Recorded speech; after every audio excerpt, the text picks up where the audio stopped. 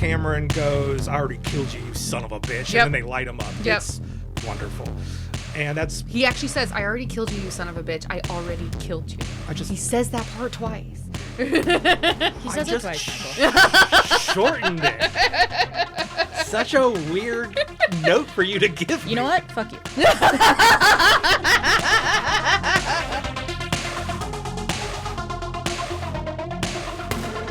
Welcome, everybody, to another episode of the Creature Popcast. I'm Mike. I'm Lindsay. Today we are continuing our observance of Wormuary with the 1986 cult classic Night of the Creeps, written and directed by Fred Dekker. Man, okay, so one of the main things I love about doing this show is I have no idea how I'm going to come at these movies until the microphone's in front of my face. I have in my back room, as you know, a handful of vintage one-sheets on the wall from actual movie theater posters from the time. I have 1985's House up there with the corpse hand ringing the doorbell, right next to the Monster Squad. Yes. These are Fred Dekker movies, and I have tried to get a Night of the Creeps poster forever, but I can't find one for under $500. I didn't realize how much Fred Dekker has been like a choice of mine until I was doing research for Night of the Creeps. And I don't know what that says about me, because this movie sucks. It doesn't suck. I have such a weird relationship with this movie. I didn't watch this one until it came out on DVD, which was 2009. Right. So I was over 30 when I first watched this movie. And there's so much that I still love about it, but man, I do not remember how rocky this movie is. I agree. I didn't hate this movie. It wasn't like, oh, this is a horrible movie, I don't ever want to see it again.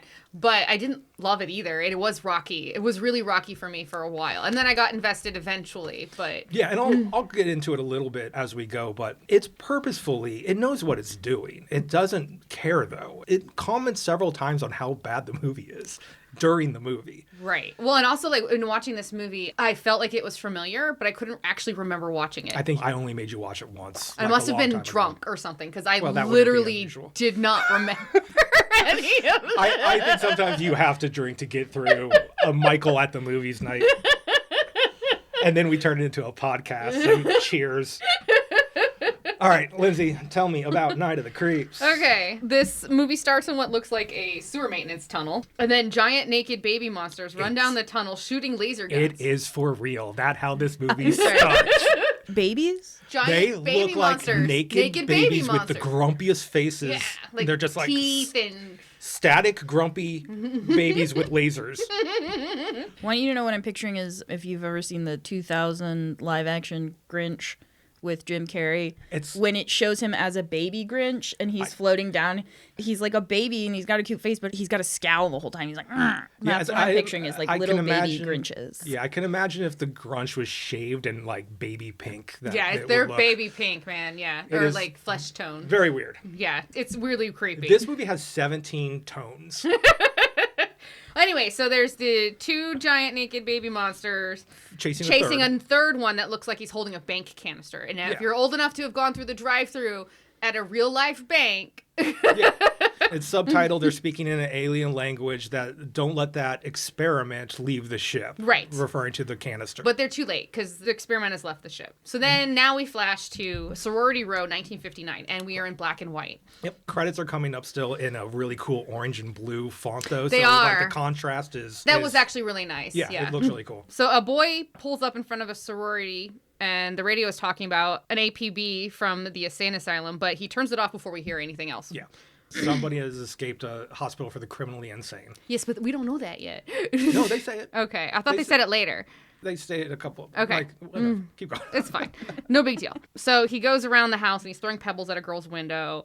And then we're suddenly there with them at Lover's Point. Like, we don't even see them, like, join up together. No, they're just suddenly at Lover's Point. Well, the girls, in a car. The girls are talking about, like, were. a lot of this stuff is in the script. It's conversational and not shown, where Pam, the girl we're going to follow, has broken up with her boyfriend because he's a cop and has no future, but she's now going to see this cute boy. I remember hearing the friend talking about Ray. Didn't hear a word she said. That's basically what she was saying. Yeah. So they're at Lover's Point, and then a cop shows up, and he's like, "Did you guys hear?" And then he realizes it's Pam, and this must be Ray, her ex-boyfriend. Yeah. And he's like, you guys need to go home. There's someone dangerous out here. You guys need to go home. Right. So then Pam is like, what's the brightest star? She was singing like Twinkle Twinkle or something like that. She's doing Wish I May, Wish I Might. That's it, yeah. Again, this movie just like weirdly floated off my synapses. Yeah. So she's looking up at the stars with the boyfriend, and she's in the boyfriend's arms, and she's like, which one is the brightest star? And then one of the stars gets brighter and brighter, and it's a meteorite flying down, going overhead. And then the boyfriend, which his name is Johnny, he's like, I vote for that one. Yeah. Right? And so then they decide to chase after it. Johnny is they don't. Johnny wants to chase after a meteorite. So they pull to the side of the road where he thinks it landed, and Johnny says, stay here. And she says, you got to be kidding, right? Yeah, she just wants to go make out. But she still doesn't get out of the car. She actually just wants to go home. Yeah. But she dangles making out with him just to get him off of this stupid But he doesn't care. He goes into the woods anyways. When Johnny goes into the woods, Pam hears on the radio that a man has escaped an insane asylum after killing 4 orderlies and is going down Route 66, heading toward Corman University, which I thought was funny. Every fucking name in this movie. I know. So Pam turns on the headlights, and then we see a sign for Corman University 3 miles. Yeah. And they are on Route 66. On Route 66. The sting is very funny because we know what's happening, but it's like, he's going down Route 66 near Corman University, and she turns on the headlights, and it's just Route 66, Corman University, 3 miles that way. It's like, movie, we know. We know. So she nervously calls for Johnny while he finds what fell from the sky. Then we see a man just from the ankles in slippers holding an axe approaching the car. Yeah, he's got a fire axe, and it's a good shot. Yeah, and he's holding the axe down by his ankles, so that's why we see only ankles.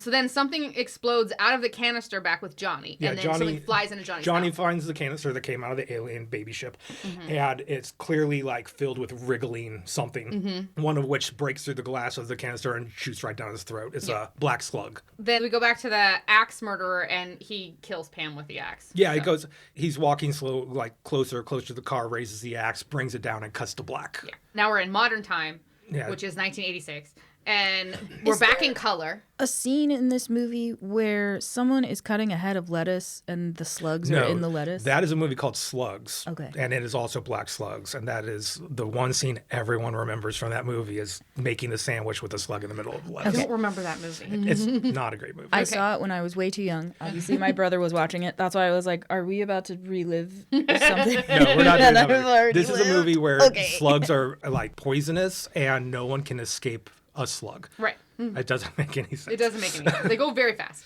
Okay, so we're back in modern time. Night of the Creeps slugs move very fast. They do. They go really fast. We're back in color, and it's Pledge Week at this. It's Pledge Week in back at the university. 1986. Yeah.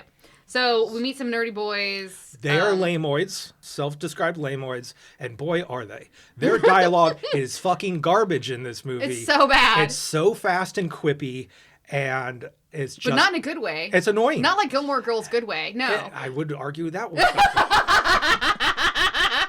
You're going to make enemies, Michael. It is. Hey, it is like so rapid fire that like 1 in 5 jokes actually kind of hit, but it's just buried. But there's also a lot of misogyny built into everything they say. They talk about girls' boobs. They talk about a lot of... I don't know. There's a lot of that, but I just ignored all of it. Yeah. So I had to. So. I mean, you should ignore most of what they say. Anyway, so these are 2 main characters. One is JC and the other one's Chris. Yes. JC is James Carpenter Hooper. So I didn't know that. And because every name, it bothers the shit out. And then Chris, what is it? Chris you looked them all Romero.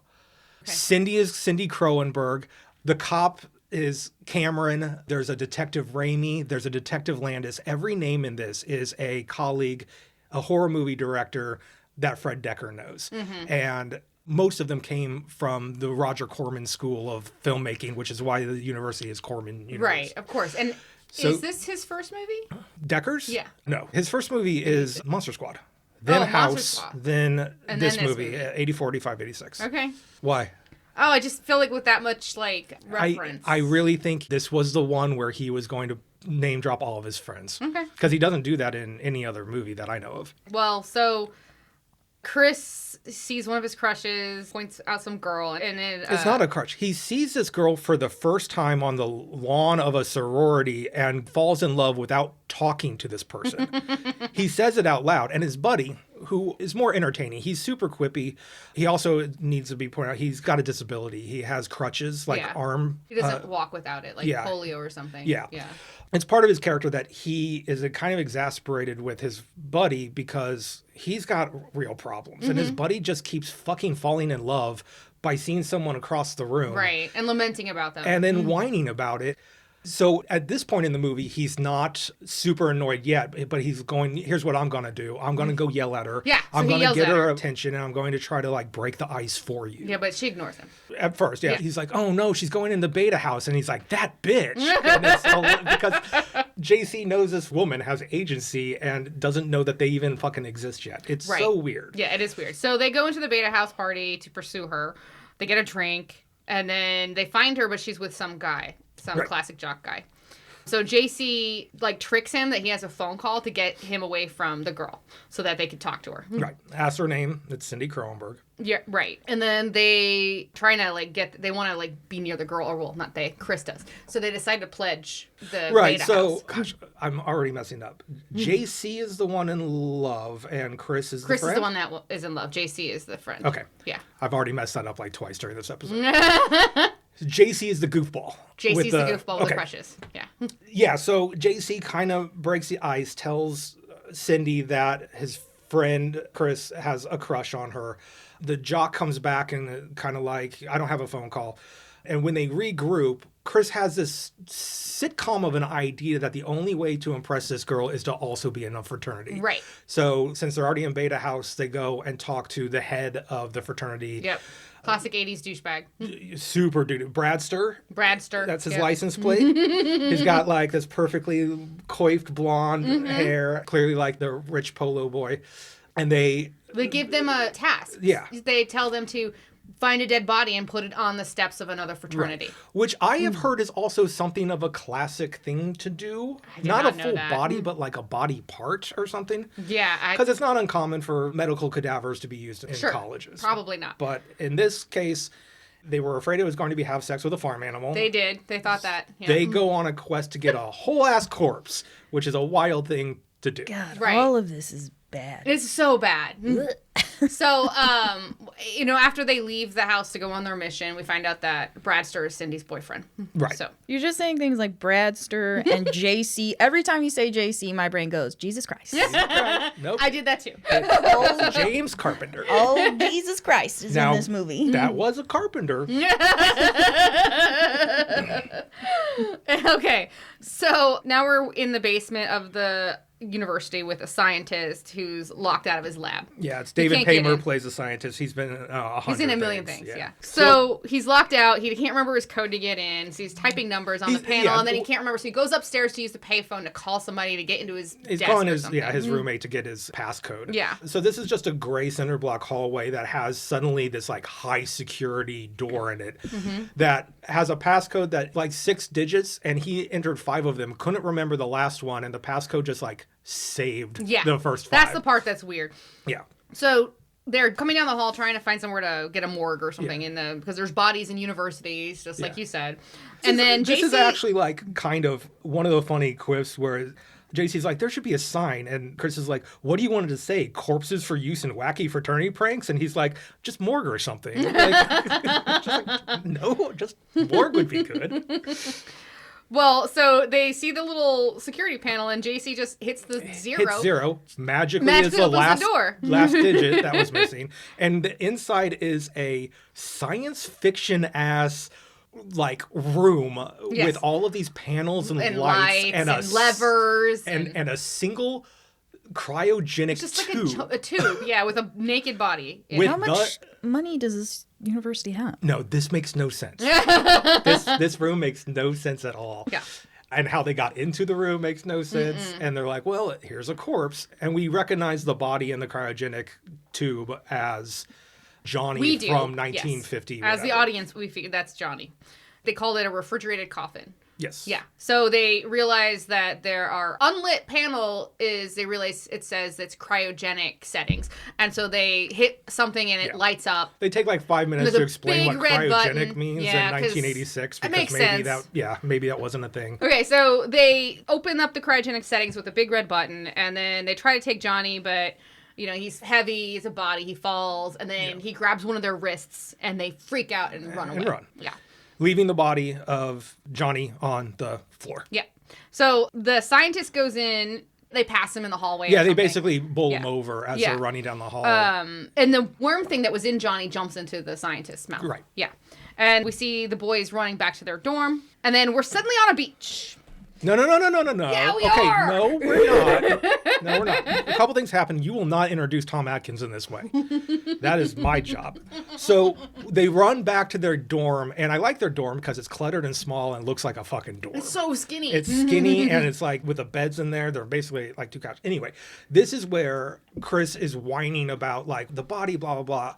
And JC goes, fuck you. Right. And basically talks about how you're a bitch. This makes no sense. You're pining over your high school girlfriend who left you, and you keep finding these girls to fall in love with from far away, and you're too chicken shit to do anything about it. It's a moment in the movie that like kind of saves everything that happened before, because JC is looking at the cameras like, this asshole makes no fucking sense.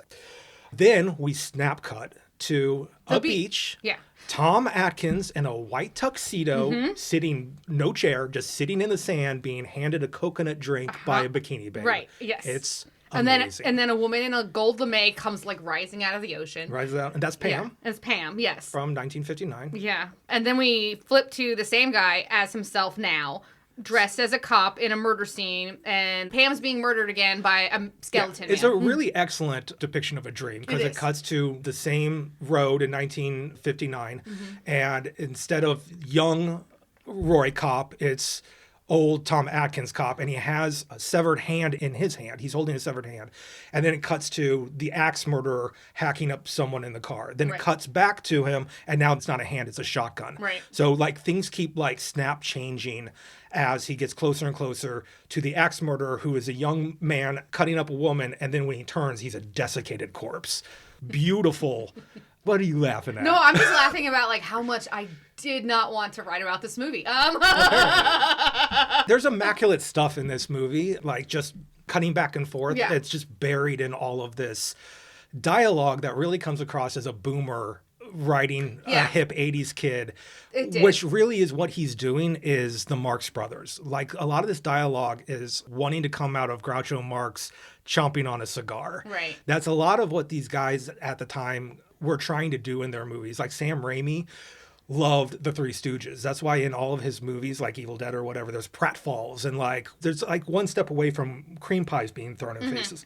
So it doesn't really work most of the time, and this is a prime example of it just not working. It's getting in the way of what the movie's doing.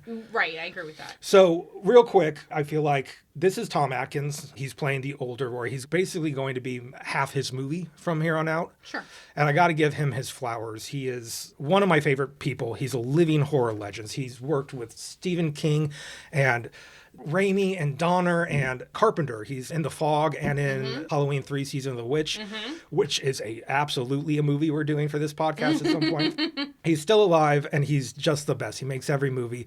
I don't know if the director or him that makes wild choices for him to do, but he always like nails it. He just goes in on these wacky characters. Speaking of which, he is woken up from his dream by a phone call, and every time he answers the phone in this movie, he goes, "Thrill me." It's more than just the phone. Oh yeah, I guess and every time he walks into a scene, he goes thrill me. And this is Atkins is picking up the phone. He's in a disgusting t-shirt in a shitty apartment, and it is covered wall to wall with like pulp detective magazines and stuff like that. That's true. So, okay, anyways, the scientist guy is dead. He's been called to the lab scene. By the time he gets there, the second body is missing. Right. Which is Johnny. So the scientist is there, but not Johnny. That corpse has been dead for 27 years. Don't just get up and Which walk is away. a line that Fred Decker repeats in Monster Squad, almost verbatim when the mummy disappears. The cop dad says, 2,000-year-old dead guys do not just get up and walk away. Oh. So are you just bad at writing, Fred Decker? Maybe. You can't come up with new stuff? But this is the first time in the podcast I need to take a little also time out to recognize what I'm calling the Gurney Buffet. Okay. I will have to recognize every time there's a morgue guy or a coroner or an autopsy guy munching on a sandwich. Okay. And so there's a guy in this scene he's in like 4 scenes of this movie, and every time he has a sandwich in his hand. So he's in the lab with a sandwich in his hand? Yes. Oh my God, I missed It's that. funny. It's actually like Fred Decker is doing a joke. So I will point out every Gurney Buffet moment in movies going forward. Okay. So we flash to the Johnny just walking dead. And then Brad is dropping Cynthia off at a sorority house. Yep. And then some girl wants to store brains in the basement for a science experiment. So Cindy goes inside, and the house is just busy with sorority girls doing homework, talking, whatever. Yeah. And as one girl passes Cindy by, she's like, "Can I store these brains in the house?" And she's like, "They're human brains?" And she's like, "Yeah, we're dissecting them for a class." And she's like, "Put them in the basement. I don't want them here." Which is another fucking bonkers thing. It is bonkers. Why would you have jars this? Like, why wouldn't they still be at school? And I got excited because I was like, "Ooh, what happens when what's the animated brain gonna be like?" Doesn't pay off. And it doesn't. We never really pay that off. So then we're Cindy putting on a nightgown and the usual horror movie boob shot. Yeah, we have more boobs in this There's movie more than boobs. I remembered. Yeah, there's more boobs. I thought this was a fairly chaste movie, but it's not. I mean, it is and it's not. So then there's pebbles thrown at her window. And then it turns out that Johnny has come back to the sorority of his dead girlfriend. Cindy is in the same room as Pam was in. Right. So. Johnny is holding a little flower out to her, and then a bunch of warm things come out of gaps in his forehead. So basically his forehead opens up. Yeah, it splits open. Yeah. So then the cops arrive. You know, we see the body's head split open. Ray thinks it's the axe murderer. Yeah, Ray is having post-traumatic disorder from the axe murder from his youth. Right. And so then he, like, walks behind the house and, like, sees a cabin where the house mother lives. There's and a he's house... like, what is this? Because Yeah. it turns out we have a flashback of him burying the axe murderer. This is a big problem with me in this movie, which we'll get to. It makes, again, no sense, and it's an easy fix. So he killed the axe murderer in and the past? buried it behind the sorority house. And this will come out, but he's a fucking cop, and this is an axe murderer. Yeah. He should be able to kill this guy and have no problem. Right. He didn't have to hide the Well, body. if you come upon someone murdering someone and you kill You're them, allowed... you're like, In this That was country, part if of you're a the job. cop, you're allowed to do anything. yeah. So I don't understand why he felt like... Yeah, he I even don't says know. that he didn't stop the axe murderer on the scene. He stalked him. He did. He stalked and then him. killed him, like, later. Yeah, and then buried him in a vacant lot. But now there's a house built on top of it. Right. I forgive all this because this is my favorite aspect of this movie. I love this axe murder side story. Okay. Well, the next day, the frat boys accost JC and Chris because they think that they put the dead body on the steps of the sorority house, and they're like, that's not what we told you Right. to do. They said another fraternity. And it makes sense. This scared Cindy, et cetera, et cetera. I like how there's a whole horror movie happening around these people, and there's always little reasons to why a zombie is there, because they were going to steal a corpse. They were, but, the boys actually, were honest and said, we chickened out, we didn't do it. Right. And it doesn't seem like they didn't believe them, but... And JC gets quippy with Brad. Brad kicks his crutch out from under him, and he falls down around a crowd of students, and everybody's kind of like, that's too far.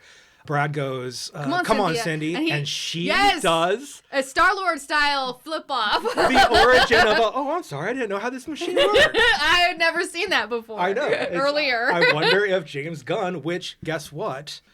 James Gunn basically did a remake of this movie with Slither. Yes. So then the boys get arrested because they were seen by a janitor in the halls last night. Right. And the boys tell the truth, and Ray believes them. Yep. And then we go to the morgue, and I guess he's eating a sandwich again. Yes. Yeah. He is eating a sandwich in every scene he did. So the lab tech, his body sits up and walks down the hall, dripping blood, and a cop just walks right by him and says, "Have a good night." Yeah. Like he's looking at something, didn't even notice the dripping head wound or whatever. So we get back to the school, and he scares the shit out of the janitor, and worm things somehow get into the garden of the sorority. The worm things throughout this movie are like proliferating. They're just everywhere. So basically how this works is the worms get into a corpse, reanimate it. It walks around for a while, and then they like replicate in the body and explode out of the head. Right. So these are the slugs that came out of Johnny's head. Oh, back They're there. just around. Okay.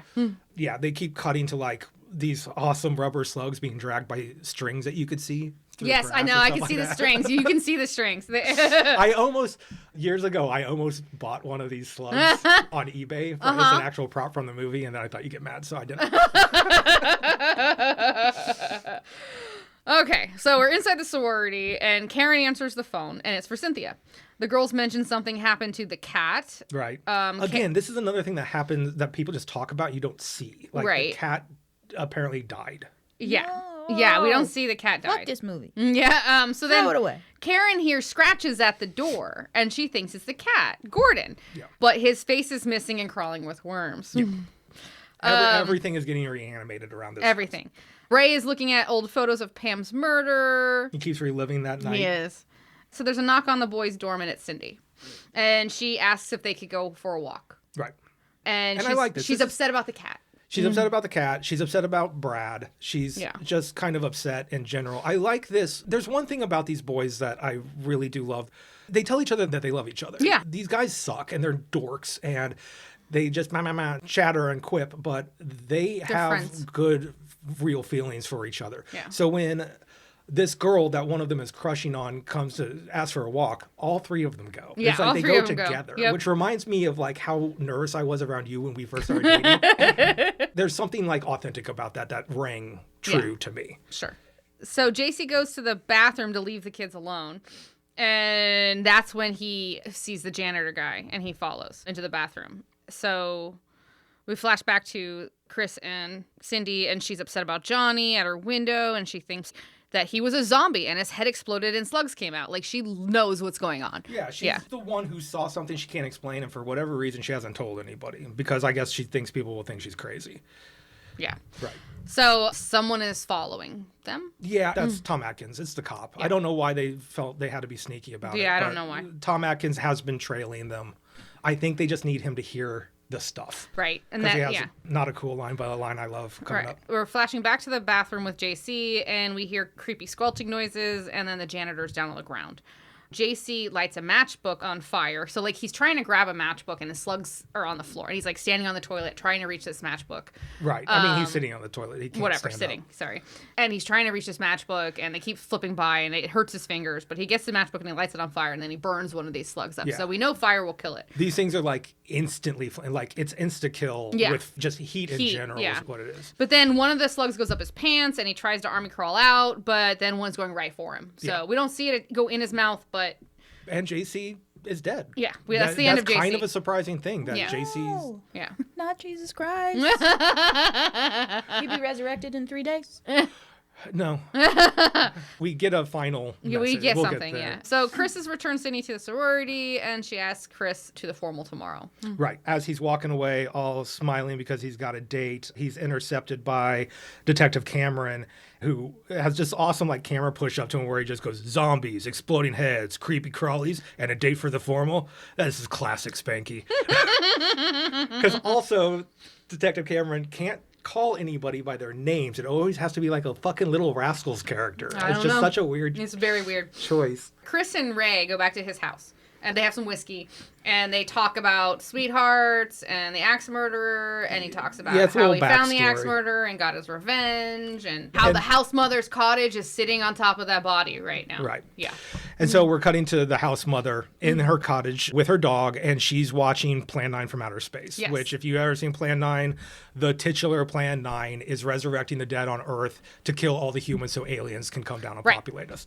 And there's thunk. I'm like, and she doesn't react. She doesn't move. She doesn't move. The dog is like looking at her and looking at the thing, and like he's getting increasingly more and more nervous, and she doesn't fucking move. A beautiful looking zombie corpse with an axe comes out of the floor, stands up, and puts his axe through this woman's head, and she hasn't stood up off the couch yet. Or screamed or anything. Anything. I just wrote he got her. Got her. So the cops are looking for the axe murderer because they think there's an actual axe murderer running around. Coroner Sandwich Man comes out and is like, if we had to use a different gurney for every part, we'd be here all night or something like that. Something like that, yeah. So there's a scene where some cops are driving down the road and they're looking for the axe murderer, and they're like, we can't find him. And then all of a sudden, like an axe is like almost through the window at one of their heads. And so that's how they start to chase him. And the girls are like yelling at Ray because he's pontificating about something. And they're like, listen, because they're hearing the radio at the sorority. Basically, Ray Cameron, I keep going last name first name, his worst fear has come true. Yeah. So he's like, get me my shotgun. Him and a bunch of other cops corner the shambling corpse of this axe murderer, and he turns around. He's got his fire axe. He looks so good. And Cameron goes, I already killed you, you son of a bitch. And then they light him up. It's wonderful. And he actually says, I already killed you, you son of a bitch. I already killed you. He says that part twice. He says it twice, Michael. Shortened it. Such a weird note for you to give me. You know what? Fuck you. My quote's not inaccurate. It's just one sentence less than yours. So they realize he's an old corpse, and they blow his head up, and the worms fall out and slither past the cops. So the worms don't even attack all of these. Like, there's like 7 or 8 cops here, and the worms just go slither past them. Yeah. Not a single one attacks any of them. Whatever. And then we go to the next day. Do you know why? There's a reason why. No, I don't know why. They don't attack living people. The only living person that they attack is JC, and that's why he is able to... That's not true. The worm went into Johnny's mouth. The worm went into the scientist's mouth. The worm went into the janitor's mouth. You are wrong. I'm real very wrong. You know what? Fuck you. That makes... I get it. I'm admitting that my sentence was just shorter. It's repetitive the way you did it. It's just shorter and more concise. I liked it so much I wrote it down. It is how I did... Never mind. You are right. It makes this movie worse. And because also we will learn soon that JC was able to get around talking shit. Yeah, he was. So why can't anybody else? Yeah, there's a lot of loose ends in this You just movie. made the movie worse for me. I'm so sorry. I came up with that answer in the shower this morning, and I was wrong. It's not a great movie. Let's just start over. Night of the Creeps, 1986. Okay, now we are suddenly on the next day. This is the day of the formal. It's Chris. He's got his little tux over his shoulder. And JC never came home, so he's asking people, like, hey, have you seen JC? Right. And nobody's seen him. So then we cut to a montage of all of the sororities and fraternities getting ready for the dance. Yep. We see a bunch more boobs. Just 2 more sets. 2 more shower scenes of boobs. Okay, fine. But then, hey, to be fair, everyone's topless. Everybody's also running around in their pants. Yes, and the boys are topless. The boys are getting dressed also. Yeah. And it's just contrasting the girls who are putting more care and thought into prettying up themselves, and the boys are like getting fucking sloshed while drinking beer and brushing their teeth at the same time. Right, and then like interspersed in the montage is just scenes of slithering slugs. Yeah, slugs are getting everywhere. Yeah. So then Chris is back in his dorm, and he sees a note and a tape recorder, and it says, listen, on JC's desk. So JC talks about how there's a worm inside of him and how he doesn't have a pulse or a heartbeat, and how to kill them. He basically tells them how he's going to kill them. He's going to kill them, and he also says, this is kind of a sad little good moment. He's like, I could walk. I could walk for the first time. So he's able to, I walked all by myself, is what I walked all by myself, which is so sad that he has to be, the slugs are making him get around. Yeah. So he says, hey, I'm going to go to the boiler room, and I'm going to figure something out. So Chris runs all the way to the boiler room just to find JC on the ground with a bunch of dead worms around him, all melted. Yeah, essentially they split out his head, and because of the heat next to the boiler, they instantly died. Yeah. So that worked, but I mean, super sad. But that's the end of JC. Yeah. So Brad is sad drinking outside the sorority. Bradster. Yeah, Brad's getting drunk outside the sorority house. And he yells, bitch, at the house. And then he sees a slug and asks the dead dog if he sees it too, and then gets infected. He sees a slug on the ground and he looks at a dead dog and he's like, "Did you see that?" Your notes are so funny, like scattershot. I told you, this movie was hard for me. So this is the house mother's dog who obviously got infected in the axe murder in the cottage. So now we have a zombie dog running around also. Man, this guy does not like animals. Yeah, he just likes making... He made every living creature get infected, not just... Yeah, and... Not just humans. He really likes practical, like, puppetry. A lot of these guys did, like Joe Dante with Gremlins and everything. So there was all these, like, production... Special effects houses were working for the same group of guys. And so these are kind of like shitty robot dogs and cats that are like... They're hilarious looking. Like, it looks more like a cartoon than like a dead It looks like a weirdly, I have had that puppet for 20 years, and like what little kids do to your stuffed animals, and then with a metal skeleton underneath. And I don't think I think he actually, like, because there's a real Gordon the cat and a real dog in this, there is. and they are killed off camera. You never see their death. So when they come back, they're just like these wall-eyed fucking weird puppets that like are spitting worms and turning all jerkily. So I think he did it as nice as possible. Yeah. But I mean, I like that he didn't discriminate against living creatures. Except for cops. He discriminated against cops. Yeah. Cops don't get eaten by worms. This guy's a real cop lover. Like, not a single cop got eaten by worms, right? It's a real cop lover, this Except guy. in the beginning, the girl breaks up with him because she's like, he's a cop, he has no future. That's true. Yeah, That's I guess true. that is true. He did like throw that out there. But Like, not a that's single a weird cop got thing to infested by say. worms. Not a single one. That's true. Anyway, so after Chris found the boiler room friend, he went to go get Ray, Ray is currently in his house working on killing himself. I love this scene. This scene also really hits. He's like, there's banging on the door, and you're like, he's just sitting there with his whiskey. You think he's just relaxing, and then it turns out that he has duct taped all of the seams in the doors and windows, and the oven is open with gas coming out. Yeah, he opens the door, and basically Chris is sad, crying. He's like, bad shit's happening. And Detective Cameron's like, fuck, I guess I'll kill myself another time. Yep. And he doesn't say that, but that's like his... but you can tell. He's like, fine. He gets his gun, and he turns the gas off the stove. And I love that he was just going to die. Yeah, he was just going to be done. So we flash to... oh, God, I forgot. So, like, in the montage, all the boys got on a bus. Yeah, there's a party bus. There's a party bus. So, and then we flash to a dead dog in the middle of the road, the walking zombie dog. And it causes a bust. It yeah. crashes. And it basically kills all the frat boys inside. Yeah. And Which then they get infected with... The dog then goes inside the bus, and you know what's happening in there. Ray and Chris go to the precinct, to the artillery for a flamethrower. This is another great scene. They go... So... There's a cage with a bunch of artillery in it, like you said. Yeah. And it's being run by Dick Miller, Yes. who Dick Miller is in all of these movies. Every He's movie. Corman's like Gremlins. main guy. He's this drunk snowplow guy in Snowplow Gremlins guy, for Dante. yep. He is the OG Seymour in Roger Corman's. Oh, is he? Yeah. Nice. He's in one of my favorite Corman movies, Bucket of Blood. Dick Miller. He's in Chopping Mall. Yes, He's I love everywhere. Chopping Mall. We need to do Chopping Mall. We will. Chopping Mall. Hey, you want to talk about boobs? So many boobs at Chopping Mall. Dick Miller will pop up in a scene in all these movies, and he only makes it better. Yeah. Well, so like R.I.P. he's like, here's the flamethrower. It's like, it has a tendency, like, if the pilot light goes out, it won't come back on. And he's like, this is all for you, but I just need your requisition form. And then they're like, we don't have a requisition form. And then he just points his gun at him. Points a shotgun at him. And he's just like, okay. Yeah. It's a funny scene because, one, I love how he's like, I need a flamethrower. And the guy's like, okay, I have one. Yeah. He's just like, but I just need a form. Yeah. Okay, so Zombie Brad knocks on the sorority door. Yes. And so... This is a funny little scene because the girl, it's like the cop and the zombie before. A sorority girl opens the door and Zombie Brad's standing there, clearly a zombie. Yeah. And she goes, Cindy, it's for you. And Cindy sadly comes out and takes his hand. She's not looking at him at all. And sits him down on this front step to kind of like break up with him. Yeah. She's like being sad, not having any idea that she's sitting She's next not to a noticing zombie. any of the worms around or anything. And then Chris comes... like, get away from him, and then sprays him with a flamethrower, because then she realizes there's worms coming out of his Chris. head splits open. Yeah. There's a 1-2 kill for these zombies from here on out. It's a shotgun to the head to make the slugs come out, and then a blast of fire to kill them. Yeah.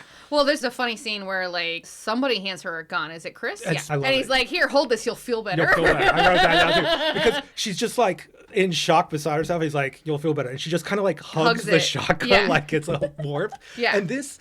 again, is why another moment I like this movie, because Cindy instantly is like, we're click clack, I'm gonna fucking kill along with you.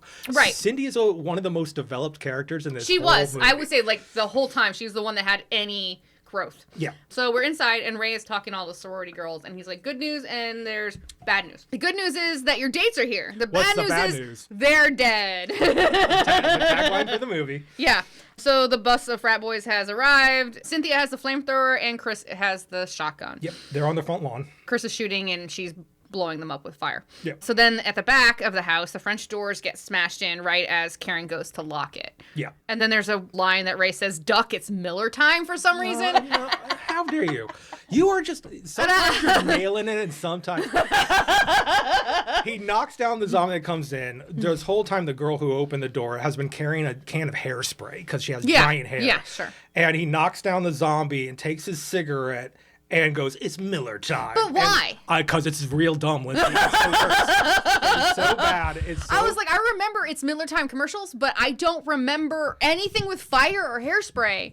No. So I couldn't figure out the correlation. Honestly, the only thing I could possibly think of, and fuck me, I'm probably wrong, is that in 1984, Ghostbusters came out, and Peter Venkman on the top is like, "It's Miller time," but it's beautiful because it's Bill Murray doing it. Sure.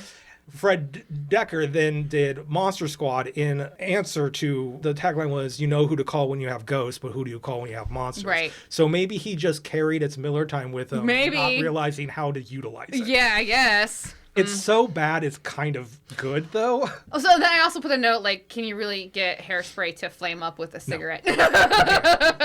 You would just put it out. That is not the nitpicking this movie deserves. Okay, so Chris and Cindy are still fighting the ones on the lawn, and more pour through in the back. Karen is infected and is fighting with Ray. He sees Pam's picture and he starts wailing. Yeah, he goes into like a berserker rage here. Yeah, he sees her old picture on the sorority house wall of sorority They classes do classes, or whatever. yeah. So then Chris and Cindy have been cornered into a shed. And then the zombies break through and get Chris, but Cindy flames them in the head. And then they break through on the other side and get Cindy, but Chris uses a mower on the guy's head. I hate this because it's the perfect setup and they cut away without seeing the lawnmower blade go through a dude's head. And I'm just like, maybe they didn't have the budget or whatever, but awesome practical effect would be I mean, we're going to do Brain Dead probably at some point also. So Yeah. we'll get some lawnmower action in that one.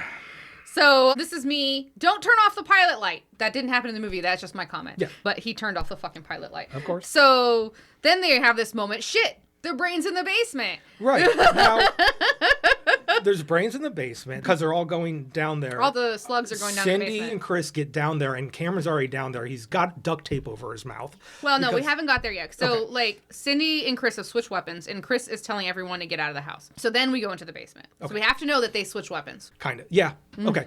So in the basement, there is a kind of cool-looking animated mound of slugs. Yeah. Are they I think they're trying to get to the brains in the jars or something. Okay. So, like, you never see a brain. We just get down to the basement. The kids go down to the basement, and we hear a bunch of slithering noises. And then we see Ray with a gas can and duct tape all in his mouth. And he's yelling at the kids to get the hell out through the duct tape. Yeah. And then we see the giant writhing mass of worm creatures. And it's like a good, like, 3-4 feet tall. And it's all these black writhing. Yeah. It's pretty cool. Yeah. It's pretty cool. It's got some good animation for 86. Yes. It makes your skin kind of crawl. Right. And then Chris tries to use the flamethrower, and it's not lit. Right. Wonderful. Ray takes off his mouth tape, and the worms fly at him, but he catches it. Yeah. He, like, literally catches the flying worm. Tom Atkins is a badass. He's so good at everything and then he does. He's like, don't even think about it, you little son of a bitch. And then Ray just looks at the kids, and he starts counting down. Right. I love this. Yeah, 20. 19. So, and he starts pouring gas all over the basement. Starts throwing gas. And he starts counting down from 20. The kids just intuit what this means. They means. realize what's going on. Ray and him have a little eye conversation. And as they're running out, Chris continues the countdown. Yep. And so we're going back and forth as 20 is going down to 0. And at the end, the detective says, "Throw me." Right? Yeah, as he house explodes in flame. They get out with the sorority crowd who's around the building, and Chris turns and says, "0, detective, thrill me." Yeah. And then the house blows up. Yep, it's nice. Come on. The ending is good. So then I told you, when I told you about this movie, I said it was really rough for me in the beginning, and it got better. Sure. That's what I told you. But the house explodes. Yeah, cops show up, and Cindy and Chris kiss, and then it looks like the detective body has walked away from the fire. Now, hang on for a second. Now, this ending did not come out in the theaters. Oh, it did not. So what happens now is they kiss. Yeah. Dead dog comes up in the crowd, and Cindy notices it and looks down and goes, "Oh, hey, buddy." And the black slug launches out towards the camera. Credits. That's the theater. That's the theatrical Oh, we watched ending. the director's cut. Well, the director's cut arguably is way cooler. Yeah. Okay. Nobody wanted this ending for reasons I don't know. Yeah, I don't know why. Because like, were the aliens in the director's cut also? I don't know, because that does feel like like if the aliens were in the beginning and they didn't include them in the end, that would make sense. They would have cut them from both sides. I don't know. I don't know either. Because honestly, the aliens in the beginning of this movie are so tonally different. Yeah, they really are not necessary. Well, anyway, so the ending that you'll see when you watch the DVD is that the detective's body is walking away from the fire. It's just corpse. And he's like right in front of, like, he's walking down a road and he falls over and worms escape. And then we see them go under a gate, and then we flash to Crest Ridge Cemetery. Right. Tom Atkins' character is just like this crispy corpse. You could tell it's him because he's still have a cigarette, yeah. So then we have like what would be a drone shot if it was not the 80s, and then a spotlight from the sky. And then it looks like the alien ship is there, and they're looking. Basically, just going through the cemetery looking recon, trying to find these slugs. Yep, that's the end of the movie. Yeah. I don't know if they didn't like it that Tom Atkins' character sacrificed himself, but now is also part of the problem. He didn't. Right, he didn't win. Solve he didn't anything. win. Exactly. Yeah. I mean, to be fair, like in these kind of movies that we don't really ever win, like Sure. it's really hard to win that kind of shit. And it just, I love the idea that a whole cemetery is going to burst with zombies, and the cemetery itself is a model, and it looks so good. This is a lot of this. It does look really good. It's very Beetlejuice-like. John Landis's Little Shop of Horrors actually ends with the entire Earth being destroyed by the plants. Again, we don't win. Yeah, but that's not an ending you can see because it didn't go well with test audience. To be fair, like most of us have seen the 80s version anyways, not the 1951. No, I'm talking about your version. John Landis's version is the one that you've seen. Oh, that was the end of that movie? Roger Corman did the original. No, what I'm saying is most people haven't seen the Audrey's Destroy the World because it's a correct. We've only seen where like Audrey's like there's new baby ones living in the garden, and then they spent like $1 million doing the last scene of that movie because it's Audrey plants like going through like Godzilla style through cities. You told me about this. Yes, and I have not seen it. To you. It's awesome. Okay, well, that was that movie. I don't recommend it, but you could watch it if you want to. I talked myself into it as we went. It's fine. I don't know why this movie, it's goofy and weird and bad, and it gets in its own way all the time. But by the end of it, it pays off pretty well. If you like bad movies, bad 80 movies, watch it. There is a moment in this movie where Detective Cameron says, "What is this, a crime scene or a bad B movie?" He literally is saying it is a bad B movie. How bad the movie is, the whole movie. Yeah. Anyway, so I thought we have 2 movies on the table for the end of Wormuary. Right. We were leaning towards one, but because this is such a me movie, I'm going to leave it up to you. We talked about potentially doing Slither. Which isn't what we were leaning towards. Right, and I think I kind of still wanted to go by I don't know, I want to do both. Well, obviously, we'll do both eventually, but next week for the end of Wormuary... I think we should do The Faculty. Okay. Slither is... James Gunn versus... I am so worried about the Slither movie. I loved that movie when it came out. Okay. But I feel like it's a bad movie. I don't think it's bad. I just think it's more a love story than this one was. And That's this is true. our Valentine's Day episode. It's also grosser and... It's grosser, sure. I like big monsters, though. It will be one of those 2 movies. It's going to be one of those 2. We're going to Faculty or Slither in order to end Wormuary. But in the meantime, I am wondering, is there a question from John? There is. What are your thoughts on Wesley Snipes in Demolition Man? Coolest kill ever? How did he get killed in Demolition Man? He got frozen by Sylvester Stallone and then his head kicked off and then shatters all over the ground. So, do you have a cooler kill than Wesley Snipes getting his head kicked off in Demolition Man? John, come on. As these things go, I tend to find myself in answering the question, finding my way back to John. He's wrong in this scenario. But 2 things. I don't know how this man is constantly able to somehow ask a question that has to do with the movie we're talking about because he doesn't know what movie we're doing. Because cryogenic freezing is a thing in this movie. Yeah, and then sort of how the hero dies at the end of this movie too. I was like, that's pretty cool. It's a pretty cool kill. It's pretty cool. No, I'm going to go back to Dead Alive, aka Brain Dead. It is a scene where it is a ballroom full of zombies. And the main character straps a lawnmower to his chest and holds it out and just walks through them. And it is the glorious thing Mows I've them all ever. down. It's so good. That's a good kill. Probably better than kicking off Wesley Snipes' head. I mean, to be honest, I feel like this is not something I even recollect. Like, I don't keep kills in my brain. In your head. That's true. I do. I mean, I think that's a boy thing. Like, I don't think, maybe Jamie can prove me wrong. Don't gender loving kills. But, like, I really honestly do not have a bank in my head of coolest There's kill. nothing where you watched a movie and you were like, yeah! Oh, you know what? I mean, sure, but I didn't keep it. I have one for you that we both experienced at the same time. All right, what is it? So 2 or 3 years ago, there was a trilogy of movies that came out every month called Fear Street. Oh, and they were really cool. They were all tenuously oh God, connected. please don't say the bread slicer. The bread slicer. That was awful.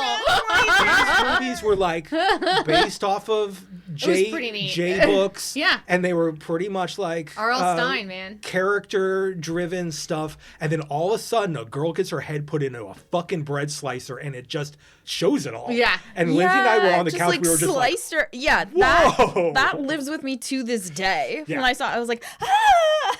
I'm going Fear Street bread slicer. Okay. That's my name. Because you were there with me. I was. You were I like, was. holy shit. Yeah. But see, like, I'm not, like, one to hold on to those gory moments. I just like special effects in movies. That's why everyone talks about, like, in horror, like, what's the best werewolf transformation? What's the best kill? And stuff like that. Mm-hmm. So it's all about special effects and practical Right. special effects. Right. Stuff that, like, isn't CGI. When you look at it, you're like, God, how did they do that? That is fucked up. And the best kills, like, in Dead Alive, and I would argue even the bread slicer, you're not going, holy shit, that looks real. Right. It's just like, oh my God, that human turned into a cartoon and exploded everywhere. Can I say at a job, I've used one of those bread slicers before and I've cut myself on them. I'm Are sure. they terrifying? So when they pushed her through it, I was like, no! I know what that would be like. I know what that's like. It was a small cut. It was fine. I cut my finger. I kept my finger. That's good. Everything was fine. So sorry, John. The Wesley Snipes frozen head Was not the is coolest. Well, not like- the coolest kill in our opinions. But, like, come on. Does John ever get away from Demolition Man? That's why he loves it. I know. It's very funny because Johnny always references Demolition Man. And I'm Since he starting- was little. starting to think that, like, for our Patreon, we should just do, like, bad 90s action movies. Demolition Man, Mortal Kombat, like Johnny's movie. I was going to say, the first thing I thought of, and I don't know why it says about me, but it made me laugh so hard. And I rewatched the scene this morning to see if I was remembering it correctly, and I still laughed again. Have you ever seen The Art of Self-Defense?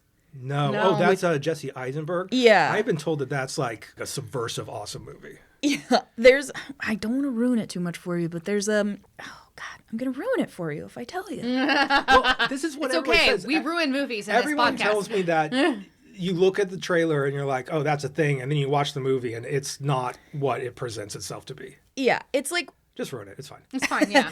there's the guy that's teaching him karate or whatever, but he's like a very toxic masculine man, and he has a very straightforward idea of what it is to be a man. And sort of through the movie, Jesse Eisenberg realizes that that's all bullshit. Right. And so at the end, Jesse Eisenberg challenges him to a fight. He's like, we got to settle this. We'll fight. And then his sensei or whatever is like, well, it's not going to be fair because I'm such a much better fighter than you. I'm going to beat you. So then it's like all this lead up, but he's like, I accept your challenge. All this lead up, the dramatic music as they're like getting ready, he's getting dressed, they meet on the mat, they do their bow, and they're like, all right, let's go. And then Jesse Eisenberg pulls a gun out and shoots. Oh, that's good. That is good. That is good. That's fun. I know. I was like racking my brain. That's with, the end of the like- movie?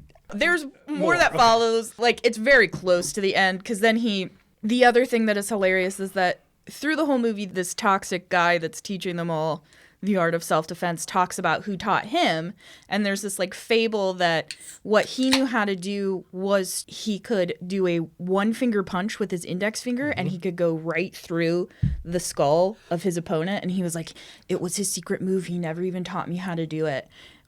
Jesse Eisenberg shoots him with one bullet in the it head, sticks and his what finger in the takes the bullet out, and then when the people come out, he's like, I killed him with the one finger punch. Ah! That's pretty good. So Yeah. he like tells but I was like, I might watch that just for I want to watch it. I laughed the first time I saw it, and I was like, that's how the scene goes, right? And I watched it again, and just alone watching the scene on my phone, I'm like, that is hysterical. that. So I guess we did it again, huh? Yeah, we did. Okay. Well, I thought there was another thing to do, but there isn't. So I'm just going to say you have just experienced another episode of the Creature Popcast. I want to thank our producer, Jamie, and you can find her at cherrystreetstudios.com or cherry_street_studios on Instagram. Thanks to Kevin MacLeod for all of our music, and all of our art is made by Lindsay and myself. You can see it all, and our episodes, and our stickers, and our t-shirts, and all the stuff at creaturepop.com. Until next time, thanks, John. Thanks, John.